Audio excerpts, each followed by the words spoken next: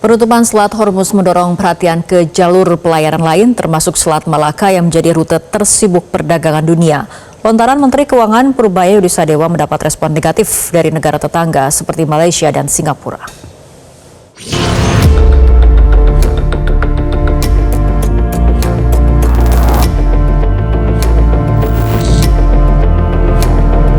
Indonesia kembali memantik perhatian global setelah wacana pengenaan tarif terhadap kapal yang melintas di Selat Malaka mencuat ke publik.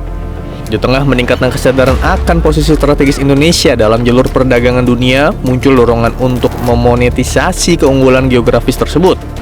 Namun di sisi lain, komitmen terhadap hukum internasional dan tekanan dari negara tetangga membuat langkah ini tidak sesederhana yang dibayangkan.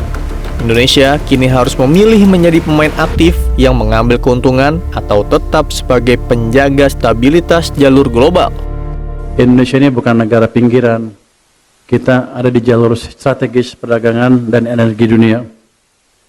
Tapi kapal lewat Selat Malaka nggak kita charge ya. Nggak tahu betul apa salah. Sekarang Iran mau nge-charge kapal lewat Selat Hormuz katanya. Kalau kita bagi 3, Indonesia, Malaysia, Singapura, lumayan kan? Punya kita jalurnya paling besar, paling panjang, Singapura kecil, Malaysia sama kita bagi 2 lah.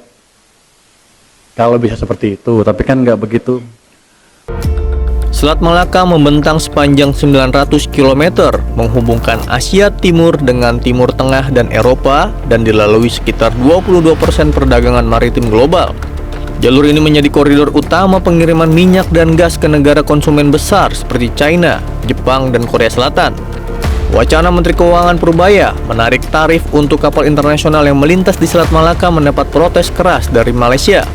Menteri Luar Negeri Muhammad Hasan menyebut bahwa Selat Malaka dikelola oleh 4 negara, Indonesia, Malaysia, Singapura, dan Thailand.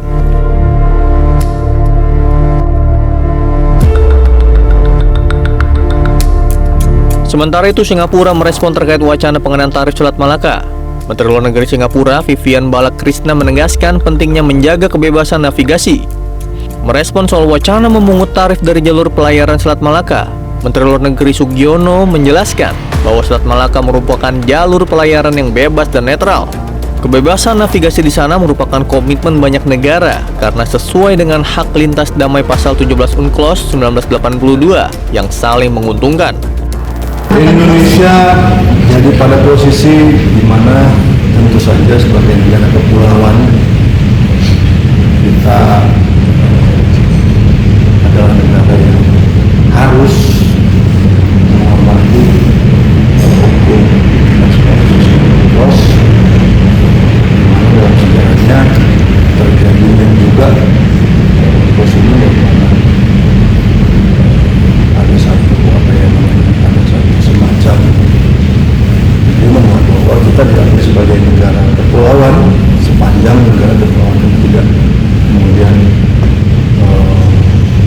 ambil tol atau fee.